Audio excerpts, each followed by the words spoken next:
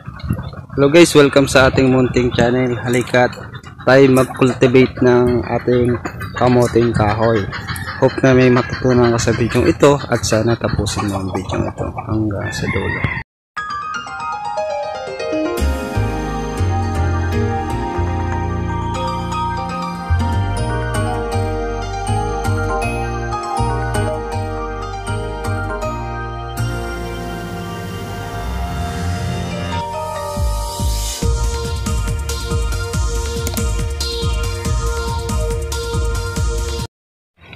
Sa pagko-cultivate po ng ating lupa, sa ating kamuting kahoy is kailangan po natin ng ito, pang-araro.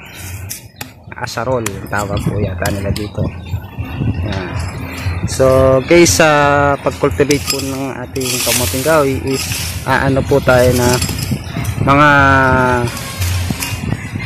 isa or sa kalahating dangkal. Bali tatandaan po natin yung kanyang main puno or kanyang main branch kung saan po natin siya itinanim bago po tayo mag-cultivate. Dahil po kapag malapit po yung ating pagkukultivitan, mahuhukay po yung pinakapuno ng ating kamuting kahoy. Kaya po mas maganda po na mga isa o kalahating dangkal po yung ating pagkukultivitan. Yan. Pagkukultivate po nito guys is bubungkalin po natin yung lupa at paligid niya.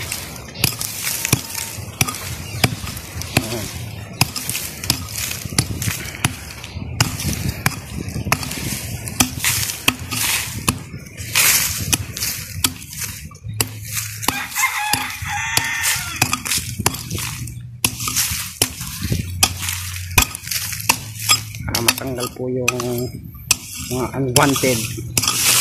Kung nakikita nyo guys yung ating ating kamote. Guys, yung ugat. Yeah. Kailangan po natin lumayo ulit.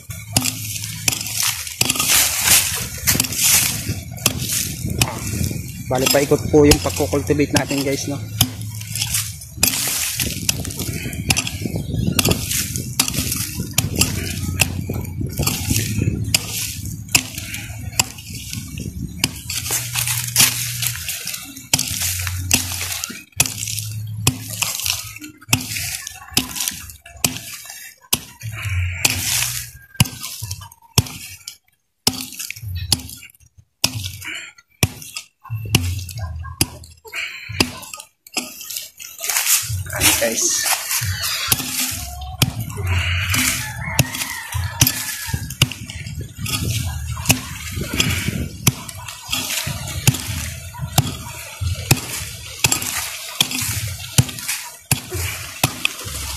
Guys, kung nakikita nyo is na-cultivate na po natin yung mga lupa nya.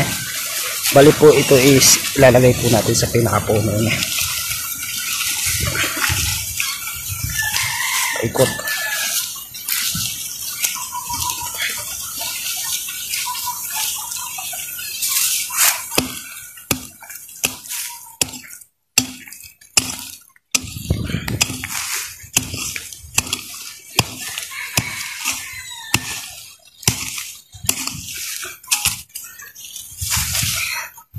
Yeah. Diyan yung mga kalat-kalat pa no guys, no? Yan. So guys, ganyan po yung ating pagkukultivate ng ating dahil po pag may kanal po siya guys is madali na lang po makakagos yung tubig nito dito sa ating kamuting kahoy. Bali po iwanan nyo po yung kanal na to guys para po paikot po yung tubig.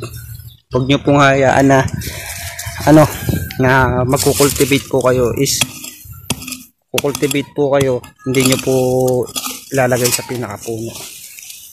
Dahil po kapag umano po yan, kinultivate nyo lang, hindi nyo po inless yung mga tubig at hindi nyo po nilagyan ng kanal, babalik lang po sa dati yung ating lupa at mananatili pa rin matigas. Kaya po mas maganda po na ganyan para mas mabilis pong ma-absorb ng kamuting kahoy yung tubig. So guys, hanggang dito na lang po ako. Kita-kits na lang po sa part 3 ng ating ating pagtatanim ng kamuting kahoy. Like and subscribe na lang po sa ating channel. Huwag nyo rin pong kalimutan na i-follow ang aking Facebook page dahil po doon ako nag-upload ng mga future videos and photos na hindi natin i-upload sa YouTube. So guys, hanggang dito na lang po ako and happy planting.